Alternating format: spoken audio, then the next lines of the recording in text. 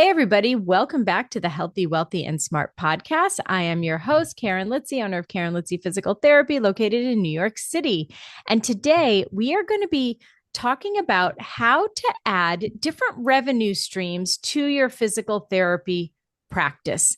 So, we're at this point in the physical therapy world where people are trying to figure out, hey, how can I generate more revenue? How can I keep my business sustainable into the future? And so today we're going to talk about that. And I'm really happy to have fellow physical therapist on the podcast today as my guest. So Nick Schmidt is a practicing physical therapist and the founder of the PT Assist and the Physical Therapy Project, a community for PTs exploring cash-based services and innovative revenue streams. He's passionate about helping practice owners build sustainable businesses while positioning physical therapists as the musculoskeletal experts. Nick lives in North Dakota with his family and is dedicated to adding value to the profession and connecting with others chasing their passions. So, Nick, welcome to the podcast. Happy to have you here. Thanks so much, Karen. It's great to be here. So, we are going to get into adding all those revenue streams. But before we do that, can you give the listeners a little bit more about your background and how you got to where you are and why you decided to create a platform to help people increase their revenue?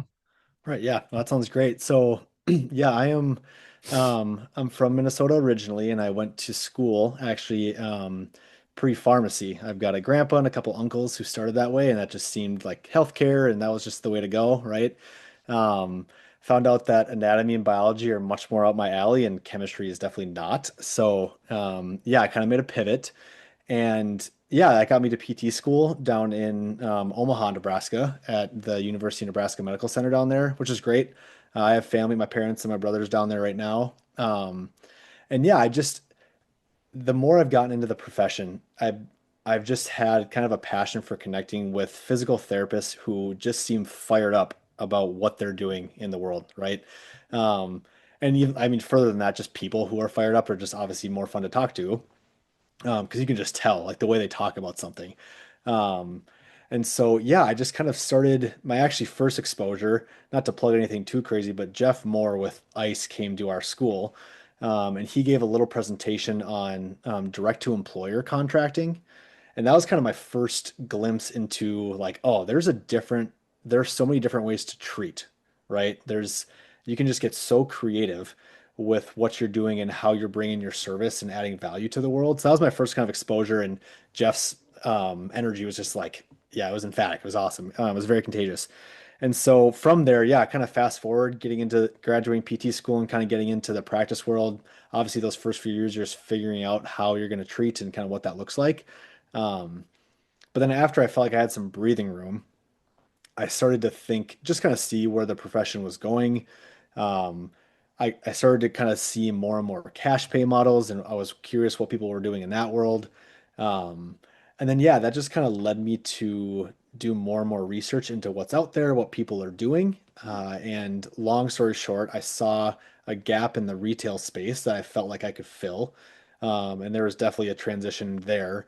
And then more recently with this community that I'm building, the physical therapy project, that was more so just looking for a resource that was talking about all the things that were going on and not really being able to find one that I felt did it justice. And so just deciding to kind of take matters in my own hands and build one. Cool. All right. So you had just mentioned the retail aspect of physical therapy, which I think a lot of people are like, wait, what are you talking about? Like, what kind of like retail? I think of, you know, I don't know, going to Macy's or Bloomingdale's or something like that. Right. You don't necessarily think, oh, I'm going to go to a physical therapy clinic for retail sales. So, could you talk a little bit more about what retail sales looks like in a physical therapy practice Right. and how it can be a powerful revenue stream? Yeah, absolutely. So I think, yeah, in my exposure to retail up into the point where I kind of started the PT Assist was honestly probably what you see. Well, there like wasn't a whole lot of it. A bunch of the clinics that I worked at, I took a gap year in between undergrad and PT school and worked as an aide or a tech for a year. Um, at a chain down in Omaha, and yeah, they didn't do any retail, and a lot of places that I was at didn't do any, right? And maybe they had a cold pack or a hot pack or something that you could buy. Um, Otherwise, it was just kind of giving bands away for free, and that was kind of it, right? Otherwise, it was they had some stuff, but they weren't moving any product. And from what I know now, it's like the margins aren't really crazy anyway. So it's like, okay, if I sell this foam roller for $10 and I get it for 8, I'm making $2 and I sold 2 foam rollers this month. That's not worth $4, right? Like my time is spent better spent other places. Hmm. So that was kind of my exposure originally to retail, just going through the profession as I was kind of getting into my career. Um, but as I did more of a deep dive in kind of like the business world, not really the PT world, um, honestly, just from like from patients I'm sure physical therapists can relate to this, or just a lot of healthcare people. Like the conversations you have with patients, many times they're asking you for recommendations on supplements or braces or workout stuff, or like how many times did you ask, where do I buy these bands that I'm using right now, right? So that's what kind of got my creative juices flowing in the sense of, I mean, a lot of times patients are asking for this stuff anyway. And I started to think every single time I would say Amazon, or I would say Shields down the road, or I would say some other box store, it's like, okay, if we had this stuff in the clinic, there are a certain number of patients who are just asking for it without us even doing anything, right? Hmm. Um, so from that's kind of where I kind of thought that this was something that could turn into extra revenue for a practice. But then really getting into the business side, I realized that if you're going to do retail, there's going to have to be margins there that help it to make sense. So that's why a lot of all of the products that I help practice owners sell are a little bit higher ticket. Not crazy that you can't afford it. It's not like a $2,000 or $3,000 infrared sauna, but it's things that are a few $100 that I'm able to get practice owners really good deals on, so that they actually make. I mean, the numbers are between like $30 and $60 on average every time they Hmm. sell something, which is a lot different than the $2 you get for a foam roller, right? Absolutely. Yeah. Yeah. So yeah, that was kind of the base of it is, okay, if I'm going to do this, I have to make it worth the practice owner's time because I know how busy they are, right? I've been in clinics. If many times, and a lot of the conversations I have is try that, doesn't help, thanks anyway. Like I love what you're doing, right? So if I was going to make a product and a service that was going to be actually beneficial, I had to have the numbers and the margins to back it up. And so, how does this work? Right. So, if there's a PT out there who's a business owner, I'm a business owner, and I'm like, okay, like we get a lot of patients through the door. How can I make this work so that I am picking up a $30 to $60 profit per item sold? Right. Um, so you will automatically get that just because of the discounts I'm able to give you, which is kind of the good news, right? And I've kind of structured in order for so at the base of it, since I work with a growing number of physical therapy clinics, a lot of the vendors that I work with give me better deals than one single clinic could get on their own. So Mm-hmm. that's like right off the bat how I get cheaper prices and all this stuff. I get really good wholesale prices from very specific product lines. Um, and so with that, I'm able to get you the margins that help you get that $30 to $60 in profit per item, right? But then second to that, I really picked the items so that they would kind of sell themselves, right? Because I definitely didn't grow up being, I mean, I went into the medical field to start, right? So like my brother was the salesman and the negotiator, and he's the guy who was doing all that. And that wasn't really me. And so when I was building a product line, I wanted to make sure like, okay, these things are just going to, like, what are items that patients are just going to ask you for? And in order for them to ask you for it, they have to use it with you in the clinic Mm-hmm. during their plan of care, right? So almost all of the products that I recommend and that I have good deals on and can get these practice owners wholesale prices on, you use with your patient first. So they can get bought in, and it turns into most of the time them just asking you for it. And then you don't have to be the salesman. If you want to, you can create packages and do all that kind of stuff, right? But at the base of it, you order the products through me. So I get you the really good wholesale prices. Um, and then obviously the next question people ask is, okay, well, do you help us, like, do you coach us in how to sell this stuff, or what are the best practices? And obviously not being from a sales background or business background, I wanted to kind of go to the source. And maybe that's getting into the weeds a little bit too much, but it No, comes it's up a okay. lot in my conversations, right? Yeah. Uh, and so what I did is I went to these vendors and I said, hey, who are the PT clinics or just the healthcare clinics in general that are moving the most product? And once you have those like on mind, like what are they doing? Like what are they doing to move this product? And I was kind of expecting a more complicated answer than I got, but really it was they're using it with the patients, which makes sense, right? We talked about that. Mm-hmm. They're displaying it in a high traffic area. So not only did the patient use it, they liked how it felt. Now they see it at the front and they just grab it and ask for it, right?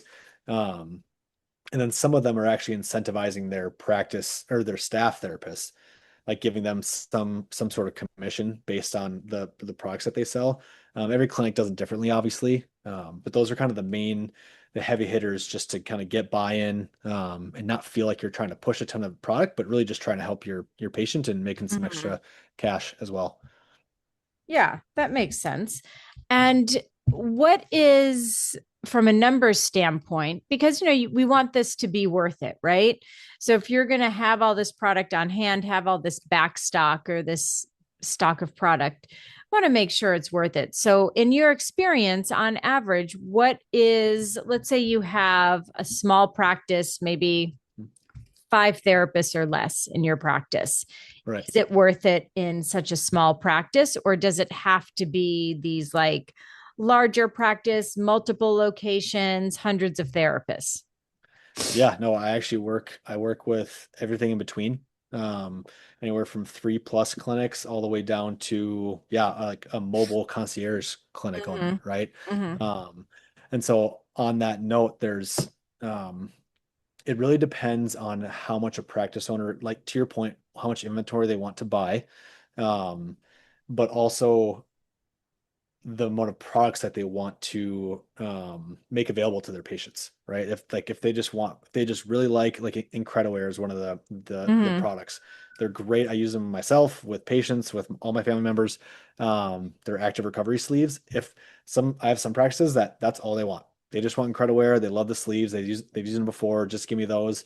You're going to capture fewer patients just having active recovery sleeves than you would having other products that I offer, right? Mm-hmm. Um, so like very general numbers, if it's small, like my smaller concierge mobile practice or solo practitioner, I would say anywhere from probably $1,000 to $2,000 in revenue a month, depending on how Okay. much they're selling. And again, it's totally up to them too, right? Right. If they're using it, if they're doing those best practices, if they're displaying it, if they're using it with the patients, every practice owner I have learned does things a little bit differently. Sure. But then going up to, yeah, like the practices that have 3+ clinics and a ton of providers, yeah, they can expect to make at least like 5,000 plus a month, right? If again, but it's doing all the things to get you to that number. It's Right. having all the products, it's displaying it, it's kind of getting your staff therapist bought in so that they can use it with their patients. Mm-hmm. And that's where we see the most kind of buy-in and the best numbers. Great. Great. And does this ever, or can adding this type of revenue stream start to get a little overwhelming? And if it does, what can a practice owner do if they're like, I'm drowning in this? Like, why did I buy all of this product? Or, is there um, a formula one can use to know how much to buy based on their clientele? You know what I mean? Right. Because you don't want to buy Yep. too much and then get stuck with all this like For sure. For sure. stuff. Yep. Yeah. And so what we normally do is we normally kind of start small with one or two of the product lines just to make sure it's a good fit. Like first and foremost, just with me and the practice owner, right? Just to make sure they like the system. I've built the ordering system um, as easy as possible. So it takes like almost no time out of there's some clinics I don't even work with the practice owner. I work with a different staff member, whether that's an Mm-hmm. admin or an aide or another PT. So sometimes like you can just hand off the responsibility and the ordering to somebody else, Mm-hmm. which obviously is valuable. Um, but I also have the sell safe guarantee that I offer as well. So if you buy product and inventory from me, because yeah, I got that a lot. I got that from practice owners. Like I'm talking to them about like implementing some of the stuff, and they think it's great. But like I've actually already tried it with X, Y, or Z, and I still have them back on the shelf, and they've got a bunch of dust on them. I haven't moved any product, right? Uh, Mm-hmm. So to kind of negate that risk, if you buy inventory from me and you prove that you're having, if you show me that you have it displayed in your clinic, just going back to those best practices, right? Because I want them to succeed just like they do. But if you can show me that you're displaying it and after 3 months you haven't sold it, I'll buy it back. Got it. Right. So I have that sell safe guarantee just to make sure that even if you do buy this inventory, if you show me that month after month you have it displayed and you're not moving it, I'll buy it back from you, no questions asked. Got So it. that's like take some of the risk off of them there. But yeah, then just going back to kind of best practices, we usually start with one product line that they really, really like. Curable is another product line they work with. They're a topical CBD. So it's like, here's some samples, here's some stuff, use it with your Mm-hmm. patients, make a couple orders. If you think it's going well, cool, let's order some more and offer it. And oh, hey, we also have these 3 or 4 other product lines that you can pick from. And so if you like the kind of money you're making with this stuff, then let's add some more. Right. Right now, obviously, I tell the practice owners that you're not going to make as much money right away if you just start with one product line. Yeah. Yeah. I But get that. most of the time they like just kind of building into some of the different stuff. So which is what most practices do.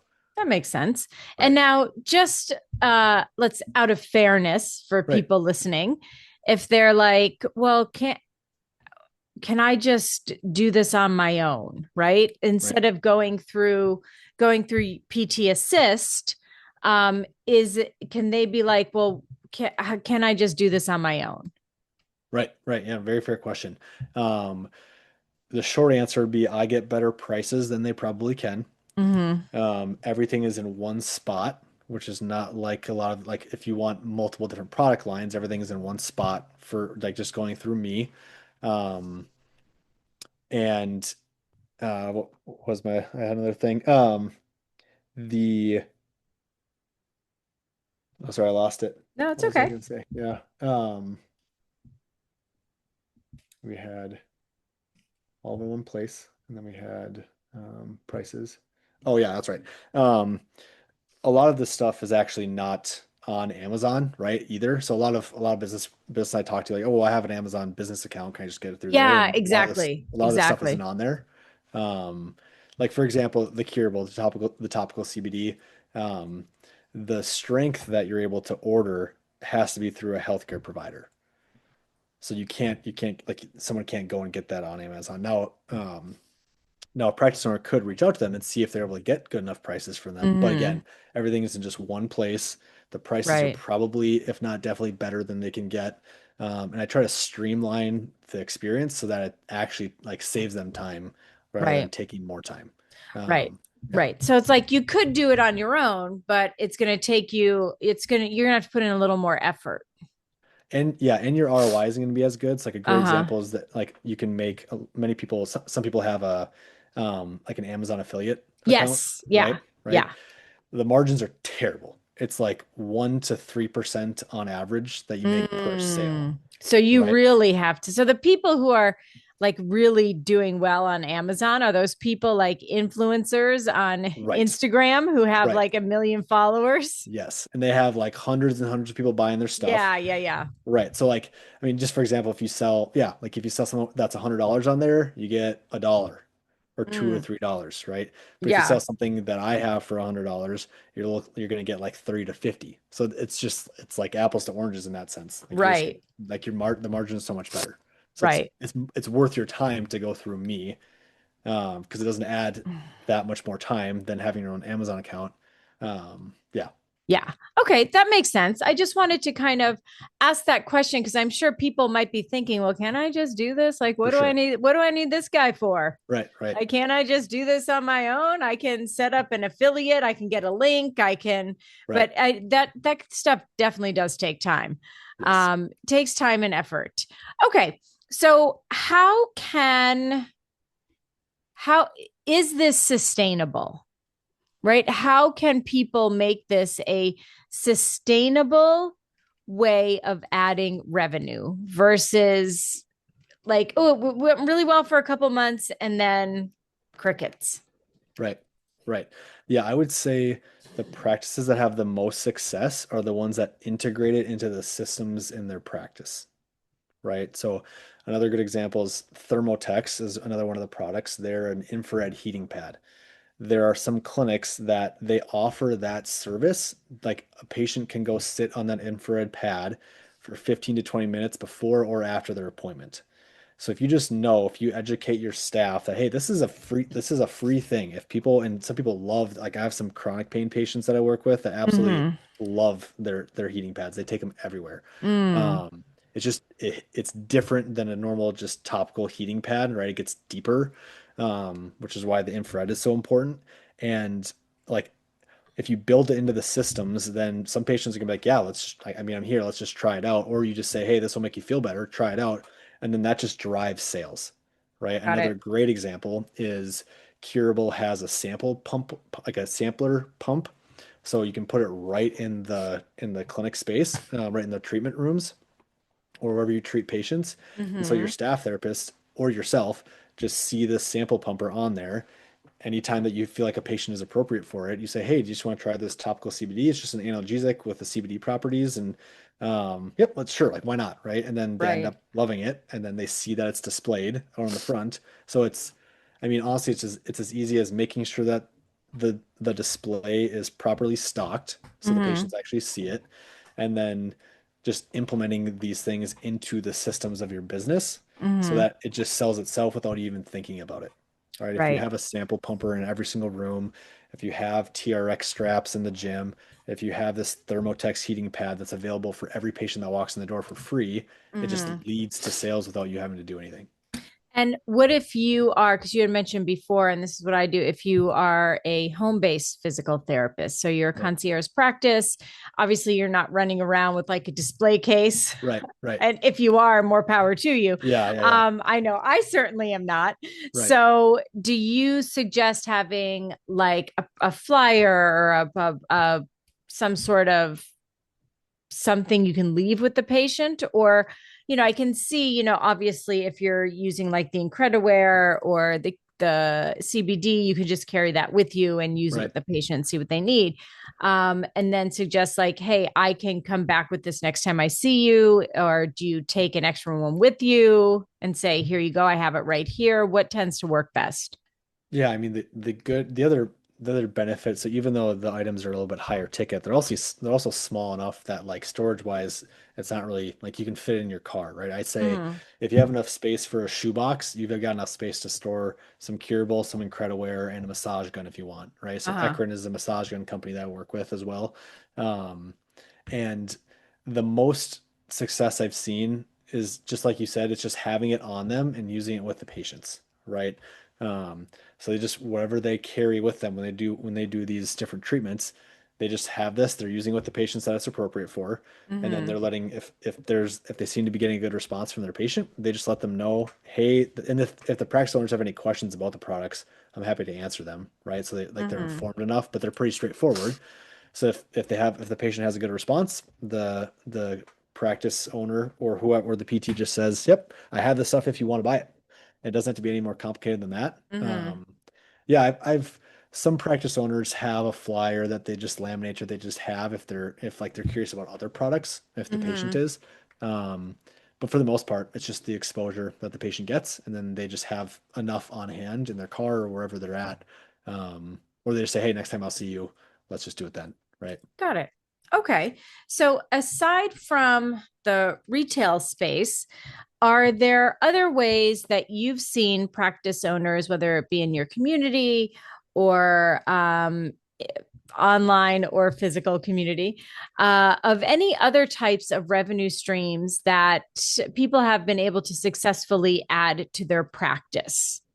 Right. I'm very glad you asked. So yeah, that's actually why I decided to start building this physical therapy project community. Um, there's some really, I feel like the technologies are getting so awesome in so many different places um, to really set physical therapists up very well, just to be the go-to, right? I personally think where the profession needs to go is more like if it's a musculoskeletal thing, like the first stop needs to be PT, right? Like it Mm-hmm. should be the primary. I cite that research all the time of like the diagnostic accuracy that we were told in school of like for musculoskeletal stuff, um, like the primary care physicians. They just need to know so much. So the musculoskeletal stuff just isn't there, right? Right. The knowledge wise for diagnostic purposes. Now, obviously, like an orthopedic surgeon is going to be gold standard, but it makes so much more sense from a financial standpoint and everything for a PTB that first stop, right? Just for ease of access and all that kind of stuff.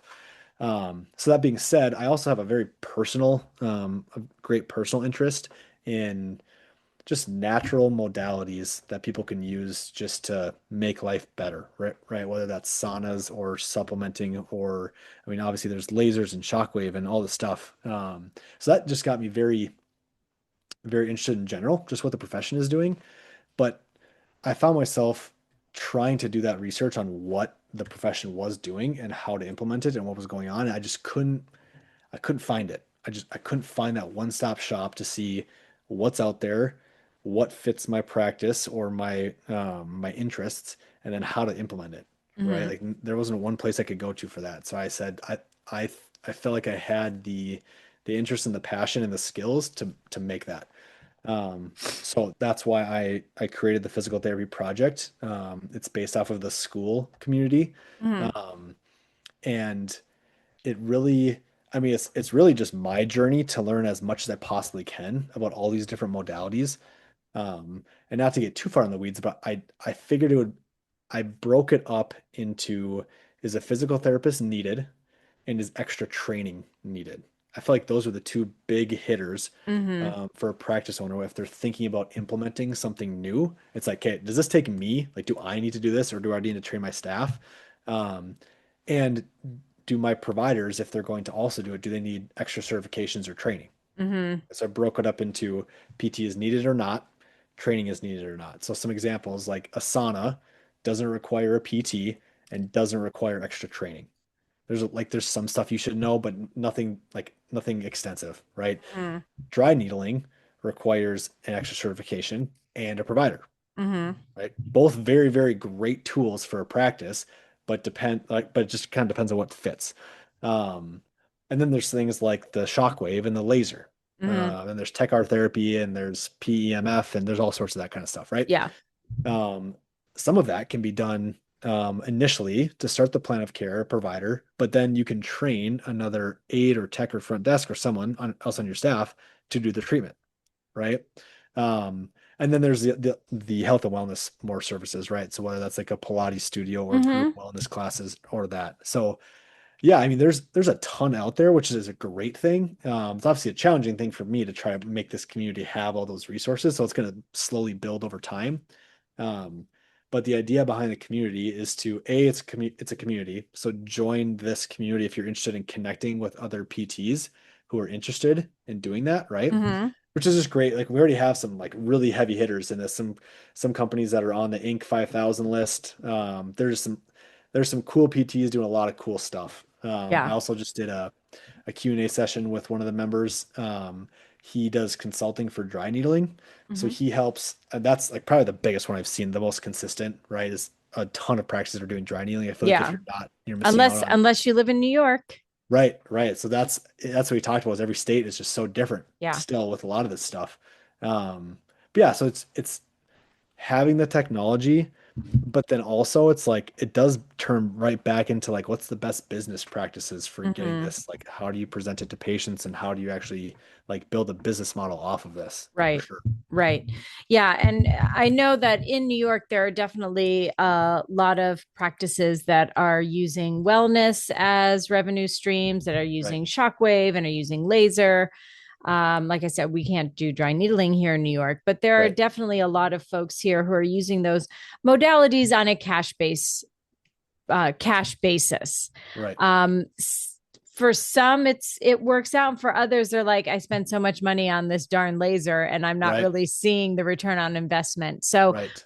those are very, very like the shockwave and the lasers can be very, very expensive purchases. So you really have to make sure that you've got the patient flow and clientele that are going to use that in order to make that to a get your money back and b make it a revenue stream for you. So I'll just throw that out as a warning because I've For seen sure. people who have spent the money and have been like, I don't, what am I going to do with this now? Right. And that reminds me, so I did another Q&A session that I posted in the school community. Because what I'm trying to do is go to the experts of this stuff, right? So Yeah. for example, I just had a good conversation with someone from STEMWave who does Uh-huh. Shockwave. Uh-huh. Um, and very good conversation. And she mentioned that exact thing, right? Like it's one thing to have the technology, but that's honestly not worth a whole lot to your practice unless you have the support from a Mm-hmm. company to help you implement it. So I'm still doing my research and doing my due diligence. So I don't feel comfortable yet saying like STEMwave is the only place to go if you're gonna get Shockwave, right? Like I don't feel comfortable saying that yet. Right. But to their credit, from all of the research that I've done and from all the people that I've reached out to, which is a lot now, they have the best business model set up for a practice owner. So that's always when I'm reaching out to these different modality companies, these different technology companies, one of the things I ask is what's the ease of implementation like? Like how Mm-hmm. none of these practice owners expect you to hold their hand through like implementation, but Right. they for sure like they don't have the time to research all the best practices, all the marketing, all the stuff for this, right? So like the technology is good enough that it can definitely help patients, which has to be the first and foremost. But second to that, to your point, to be a good decision for a practice owner, there has to be some training not only on how to use that technology, but like the best way to implement it into your practice, which is a big deal. Yeah, I think oftentimes physical therapists tend to, sorry, there's obviously a fire outside. Right. Um, I feel like people who listen to this podcast regularly, they get it. I'm They in get New it. Right. York. Right. There's fires. Yep. Um, but I think what you have to make sure as the business owner is that you're not caught up in just like the new shiny things all the time. For sure. And that it might be like, this sounds like a really cool modality, but I don't, maybe setting up an alternative revenue stream of retail sales or Pilates classes or yoga classes might be better for your clientele. Might Right. be better for you. Certainly the bottom line is definitely better because you're not spending 30, 40, $50,000 on a machine, For which sure. those machines can cost up to like 40 some $1,000. Oh yeah. Oh yeah. So they're really expensive. And I think people are very, very surprised at that price tag. So I would, as we're both on the same page, you really have to, as the business owner, understand what works best for your business. And it's Right. not always the new shiny things, but it could be the retail sales. Like, hey, you might make $2,000 to $5,000 a month off retail sales, Right. and you bought this big fancy machine and you're making like $100. It's Right. like Right. you have to really sit down and do your due diligence of your own practice and your own clientele first and Correct. see what people are. And like, I'm personally of like, give me the path of least resistance and I'll take it. Right. Right. Yeah. And I think to your point, that's what I'm hoping to do with this community is kind of help bridge that gap between a practice owner who knows, I mean, kind of like we talked about before, we started the podcast.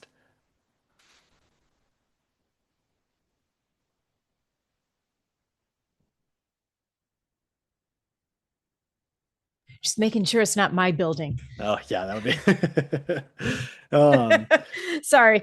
that's okay. Sorry. I just Nope. had to just making sure, like, Nope. wait, Safety first, I are think for they sure. are Right. they outside my building? Do I have Right. to leave soon? Oh, funny. But yeah, so kind of like what we talked about before the podcast, it just feels like this is where the industry is going. And there, what I'm learning as I kind of dive deeper and deeper into this just cash-based extra modalities and services world is there's something out there that your practice can fit in like with very little resistance. That's Mhm. why I love retail because again, like compared to a $40,000 piece of technology, Right. if you just spend like $400 or $500 with me, I can show you immediately. And the other thing, it doesn't take any training, right? It's like as long as you have your sales and use tax permit, which again, that's different every state as well, and Mhm. I have resources to help you through that. As long as you have your sales and use tax permit, um, I can get you the products like next week, and you can start selling them and make two, three, $400 in 1 week if you buy the like you buy the right stuff, right? Right. Um, Compared to all, yeah, I mean, just compared to other things. But that's not to say that there's not a place for multiple things in your practice. Oh, Um, definitely. right. And like we mentioned before, it doesn't matter if you're out of network, cash based, or in network taking insurance.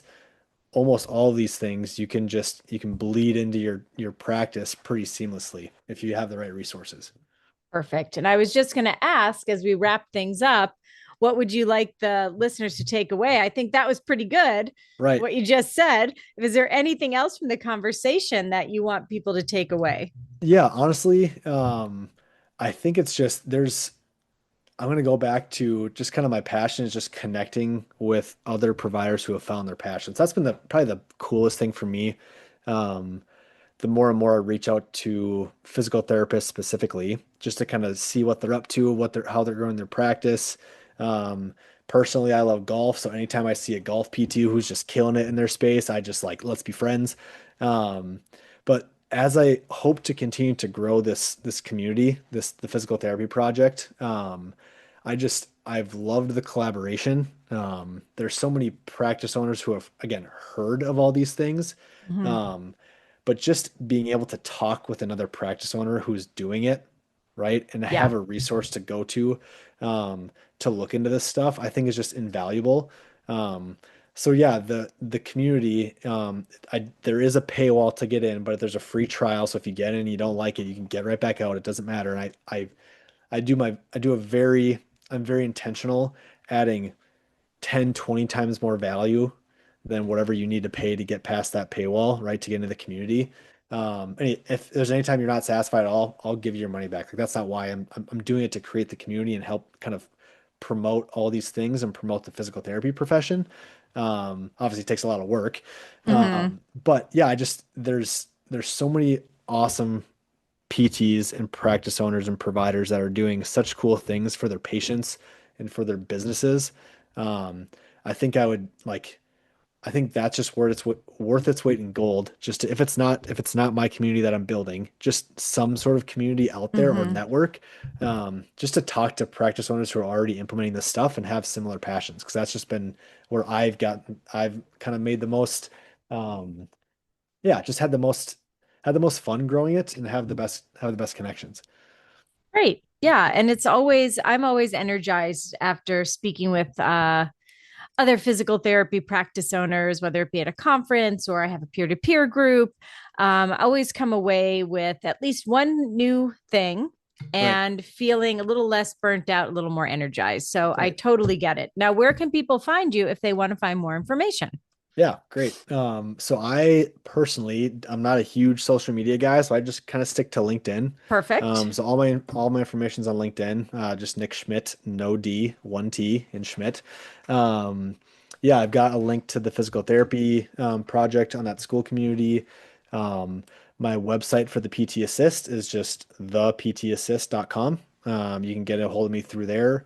My email is nick@theptassist.com, NICK. So yeah, email, that's on the website as well. LinkedIn is great. And obviously down in the show notes, I think we kind of Yep, talked, we'll have some of that information there. So yeah, I but will. LinkedIn and email, I'll get to you usually the same day. Perfect. Yeah. So, whatever platform you're listening on right now, you can scroll down to the show notes, and one click will get you to all of Nick's information. So, you can get in touch if you have any questions or you want to work with him. So, last question. It's one I ask everyone. Knowing where you are now in your life and your career, what advice would you give to your 20-year-old self? Yeah, I mean, I know some of my past bosses will like me to say be more patient, but I think what comes to mind is just the the skills that you are able to develop by just having consistency with things that you're passionate about. Just the consistency is the most important part. So I think that has gone a long way just in my professional and personal career. And I think I would just tell my 20-year-old self that the things that you're doing, just keep doing them. And yeah, just kind of work through all of the times everything is hard. Everything you're going to do is going to have ups and downs and all this kind of stuff. But The one thing that you can affect is just showing up every day. Great. Excellent advice. Consistency is key. And when you're 20, you are not thinking that at No, you're not. all. So, Nick, thank you so much for coming on the podcast and sharing with the audience all about how we can start adding some different revenue streams to help keep our clinics open and sustainable for the future. So, thank you so much. Thanks, Karen. I appreciate it. Yep. And everyone, thanks so much for tuning in. Have a great couple of days and stay healthy, wealthy, and smart.